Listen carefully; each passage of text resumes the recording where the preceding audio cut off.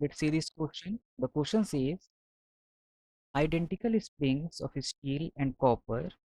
Young's modulus of steel is greater than Young's modulus of copper are equally stretched. It implies option A, less work is done on copper spring. Option B, less work is done on steel spring. Option C, equal work is done on both the springs. Option D, data is incomplete. तो हमें दो springs दे रखे हैं, एक steel का बना है, एक कॉपर का बना है।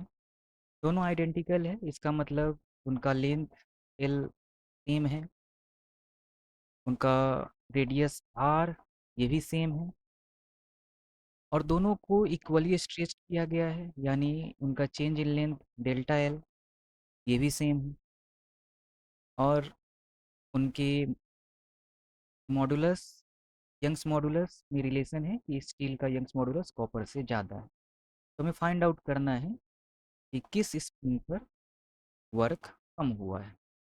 तो इस क्वेश्चन में जो की कंसेप्ट इन्वॉल्व होगा वो होगा हुक्स लॉ ऑफ इलास्टिसिटी। अब हम जानते हैं कि एक स्प्रिंग पर जो स्प्रिंग को एक्स डिस्टेंस से स्ट्रेच करने में जो वर्क रिक्वायर्ड होता है वो होता है हाफ ए एक्स स्क्वायर, जहाँ पर एक्स जो होता है वो change in length in spring होता है। तो ये एक्स हुआ डेल्टा एल। अब अकॉर्डिंग टू हुक्स लॉ और tensile stress F divided by A यानी tensile stress is equal to Young's modulus multiplied by longitudinal strain delta L divided by L.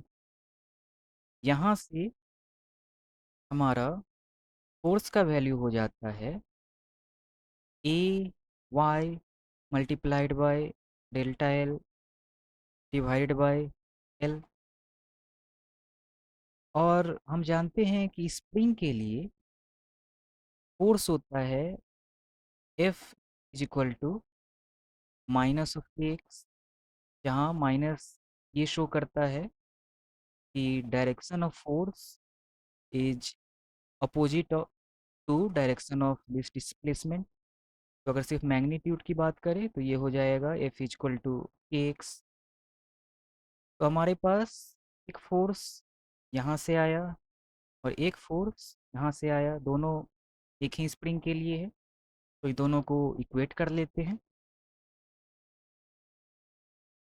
तो equate करने पर हम पाते हैं कि k x is equal to A Y delta L divided by L. और जैसा कि हमने पहले कहा था कि जो एक्स है वो change in length in spring है, तो ये डेल्टा एल के इक्वल है। तो k into delta L is equal to A Y delta L divided by L. यहाँ से डेल्टा एल को डिवाइड कर लेगा और के की वैल्यू हो जाएगी Y multiplied by A divided by L. अब हमारे दोनों स्प्रिंग्स के लिए एल की वैल्यू सेम है और आर की वैल्यू सेम है, तो क्रॉस सेक्शन एरिया ए की वैल्यू भी सेम होगी। तो हमारा ब्रैकेट वाला टर्म ये कांस्टेंट है दोनों स्प्रिंग्स के लिए। चेंज क्या है वाई।